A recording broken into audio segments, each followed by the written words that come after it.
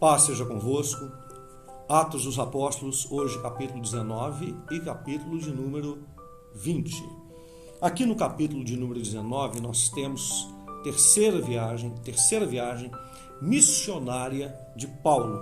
E Paulo então chega a Éfeso e ele encontra ali alguns discípulos. E ele faz uma pergunta muito interessante. Ele diz assim, no verso 2: recebestes vós já o Espírito Santo quando crestes? E eles disseram-lhe: nós nem ainda ouvimos que haja o Espírito Santo. E ele então pergunta: em que sois batizados então? E eles disseram: no batismo de João. Mas Paulo disse: certamente João batizou com o batismo do arrependimento, dizendo ao povo que cresce no que após ele havia de vir, isto é, em Jesus Cristo. E os que ouviram foram batizados em nome do Senhor Jesus. E impondo-lhes Paulo as mãos, veio sobre eles o Espírito Santo, e falavam línguas e profetizavam. Esse texto, ele é um texto de algumas controvérsias teológicas. Alguns acreditam que as pessoas têm que ser batizadas em nome de Jesus Cristo por causa desse texto. Mas nós precisamos notar que nesse texto aqui, o apóstolo Paulo não está defendendo nenhuma ideia teológica. Ele não está falando aqui de doutrina, ele está citando um fato acontecido. E isso dentro da narração de quem escreveu Atos dos Apóstolos, nós não podemos esquecer, que foi Lucas. Então, quando Paulo fala sobre foram batizados em nome do Senhor Jesus, ele está querendo fazer exatamente uma distinção. Note que ele pergunta se aqueles que haviam sido batizados já haviam recebido o Espírito Santo. Eles dizem que nem sabem quem é o Espírito Santo. E ele pergunta então em que batismo vocês foram batizados. Eles dizem no batismo de João. Paulo então diz assim: vocês foram batizados no batismo de João, e João realizava o batismo do arrependimento. Mas João, ele ensinou que aqueles que estavam sendo batizados deveriam receber o Cristo, a saber, o Senhor Jesus, e que deveriam ir após ele. Então eles, ouvindo isso, compreendem, e obviamente Paulo os batiza em nome do Pai, do Filho e do Espírito Santo, conforme o mandamento de Jesus em Mateus capítulo 28, versículos 18 ao 20, onde está ali a grande comissão, aonde o próprio Jesus diz como deve ser a forma do batismo.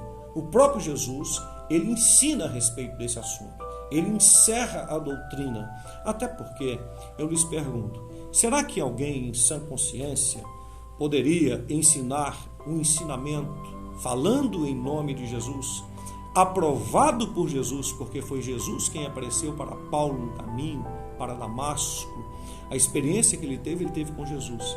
Será que alguém em sã consciência, que teve toda essa experiência, iria mudar o ensinamento direto do Senhor Jesus, quando ensinou que eles deveriam ser batizados no batismo de Jesus? Será que Paulo iria mudar isso daí? Iria batizá-los em um nome ou de uma forma que Jesus não mandou fazê-lo? É claro que não. Então é só nós observarmos as Escrituras, o contexto das Escrituras, o contexto do assunto que está sendo tratado, que nós com certeza não vamos errar. E estes eram ao todo, diz o texto, uns 12 varões. Entrando na sinagoga, verso 8, falou ousadamente por espaço de 3 meses, disputando, mais uma vez aquilo que eu já lhes disse, e persuadindo-os acerca do reino de Deus, ensinando que Jesus é o Cristo e é o Messias. E alguns endureceram o coração e não o obedeceram, falando mal do caminho. Você vai ter no seu escrito do texto aí no verso 9, caminho com letra maiúscula. Por quê? Se refere ao nome do que eles chamavam de seita, a seita do caminho. Não era uma seita do caminho, era o ensinamento que os levava para o caminho de Deus, anunciando o Senhor Jesus. Muito bem. E então Paulo foi para a escola de Tirano. E nesta escola, Paulo ficou por espaço de 2 anos, pregando, ensinando, de forma que todos os que habitavam na Ásia ouviram a palavra do Senhor Jesus, tanto judeus como gregos. Note que ele começa com 12 homens, e no espaço de 2 anos, toda a Ásia escuta a respeito do Senhor Jesus, judeus e gregos. Paulo estava sendo tão usado por Deus que, inclusive, os seus lenços e aventais que se levavam do seu corpo aos enfermos, e quando isso acontecia, as enfermidades fugiam deles, e também os espíritos malignos saíam deles. Os filhos de Seva, que eram 7, e Seva era um dos principais sacerdotes judeus, observaram tudo isso que estava acontecendo e se meteram a expulsar um demônio em nome de Jesus que Paulo pregava. O demônio que estava naquela pessoa disse: conheço Jesus e bem sei quem é Paulo, mas vós quem sois? E saltou sobre eles, e esse espírito maligno se assenhorou de dois deles, pôde mais do que eles, de tal maneira que nus e feridos eles fugiram daquela casa. Tem muita gente, inclusive nesse tempo que a gente está vivendo, que está dizendo assim: por que é que os pastores não vão para os hospitais agora e expulsam esse coronavírus lá das pessoas, colocam as mãos sobre elas e as curam? Muito importante a gente entender que essa pergunta é muito perniciosa, é maligna em um momento desse. Não que isso não possa ser feito, mas isso deve ser feito de acordo com a fé de cada um. E lembrando que um pastor, ele não é Deus. Ele não é dono do dom. Ele é usado por Deus. Ele é usado pelo Senhor para fazer a obra de Deus. Ele não pode fazer o que ele quer, do jeito que ele quer e nem na hora que ele quer. Em certa feita, Jesus estando no tanque de Betesda, com certeza tinham muitos enfermos ali, mas apenas um nos traz o registro bíblico, foi curado por Jesus. Aí você vai perguntar assim: ora Jesus, se tu és o Cristo, tu és o Messias, o Todo-Poderoso, por que é que o Senhor não curou a todos? Será que alguém tem o direito de fazer essa pergunta para o Senhor Jesus? Então Deus usa quem Ele quer, do jeito que Ele quer e como Ele quer. Portanto, se alguém não acredita no dom da cura, ou no dom do Espírito Santo, ou no dom de falar em línguas, o que deveria fazer é respeitar quem acredita, ao invés de querer se tornar melhor ou parecer melhor de quem acredita.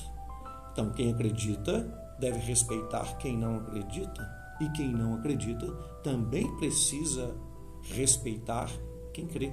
E que cada um seja usado por Deus na medida da sua fé, dentro da sua responsabilidade com o Senhor, e sem briga e sem confusão. Nós estamos refletindo sobre Atos dos Apóstolos e a gente percebe aqui quantas confusões que existiam entre os judeus, entre os fariseus, entre os saduceus, entre Paulo, que estava pregando o Evangelho, pregando Cristo e anunciando Cristo como Messias, como Cristo, como Senhor, e eles divididos ali com o apóstolo Paulo. Nós observamos também dissensões entre os próprios dentro da igreja, mas uma coisa que é interessante em relação às dissensões dentro da igreja é que elas são resolvidas com a presença do Espírito Santo. Então é muito feio pessoas que professam a fé em Cristo ficarem divididas por causa de questões pormenores, pela simples vaidade de defender os seus próprios interesses. Vamos pensar nisso. E não vamos ficar brigando, não vamos ficar fazendo isso não. Isso é muito feio. Isso não agrada a Deus. Mas muito bem. Continuando, no capítulo de número 20, Paulo visita novamente a Macedônia e depois ele vai voltar para a Ásia. Ele visita a Macedônia, aquele mesmo lugar onde ele é preso, onde ele sofre açoites, mas ele volta para lá para pregar o Evangelho. E no primeiro dia da semana, ele ajunta os discípulos para partir o pão, sabedor de que no outro dia ele iria partir em viagem. E eles estão pregando, consequentemente, numa casa, no terceiro andar. E pregando ali tem um menino, um Eutico. E esse menino dorme, porque o discurso de Paulo se alonga, é por volta de meia-noite. E esse menino cai morto. Paulo desce, vai até lá e diz para que eles não ficassem perturbados, porque a alma dele estava nele. Ou seja, Paulo está ministrando ali de uma forma poderosa. Subindo, partiu o pão, eles comeram, e Paulo continuou falando, não parou o discurso por causa disso não. Ele continuou falando e foi até o finalzinho do dia, até a alvorada. E diz o verso 12 que eles levaram vivo o jovem e ficaram não pouco consolados, ou seja, foram tremendamente consolados. Versículo de número 17, de Mileto mandou a Éfeso chamar os anciãos da igreja. Então ele pede que os anciãos sejam chamados e Paulo vai falar coisas muito importantes com os anciãos da igreja. Importante por quê? Porque ele sabe que depois dali esses anciãos não vão mais se encontrar com ele. Ele sabe que depois dali, ele vai ainda cumprir um projeto, um propósito, mas ele já está fazendo o prenúncio da sua morte, da sua entrega em favor do Senhor. Verso 24, ele fala isso, que em nada tem a sua própria vida por preciosa, contanto que cumpra com alegria a minha carreira e o ministério que recebi do Senhor Jesus, para dar testemunho do Evangelho e da graça de Deus. E ele diz que passou pregando o Evangelho, pregando o reino de Deus, e ele diz que depois desse momento eles não vão ver mais o seu rosto. E então ele aconselha aqueles anciãos a olhar, anciãos, líderes da igreja, bispos da igreja, pastores, a olhar por eles mesmos e por todo o rebanho, sobre que o Espírito Santo, ele diz, vos constituiu bispos para apacentardes a igreja de Deus, que ele resgatou com o seu próprio sangue. E ele diz assim, que depois da sua partida vão entrar no meio deles lobos cruéis que não perdoarão o rebanho. Portanto, função do pastor, função do líder, guardar todo o rebanho, proteger todo o rebanho. Por quê? Porque existem muitos que querem atrair as pessoas para si e não para o Senhor Jesus. Ele diz no verso 31, vigiai, lembrando-vos de que durante 3 anos não cessei noite e dia de admoestar com lágrimas a cada um de vós. No verso 33 ele diz assim, de ninguém cobicei a prata, nem o ouro e nem a veste. Ninguém que prega o Evangelho de Deus pode pregar para receber nada em troca. Nós recebemos o Evangelho de graça, nós pregamos o Evangelho de graça. É Deus quem nos sustenta, é Deus quem cuida de nós. Esse amor tem que estar no coração de quem prega e também do povo que prega, porque tem muita gente que diz assim, primeiro a obrigação, depois a religião. Deus não coloca a gente em segundo plano, Ele coloca a gente em primeiro plano. Então nós também devemos colocar a obra de Deus em primeiro plano. Isso é muito importante, muito importante. E ele diz no verso 35 que era necessário também eles confirmarem, cuidarem, auxiliarem os enfermos e recordar as palavras do Senhor Jesus que disse, mais bem-aventurada coisa é dar do que receber. Então nós temos aqui o capítulo de número 19 e o capítulo de número 20. Que Deus te abençoe grandemente. Até amanhã.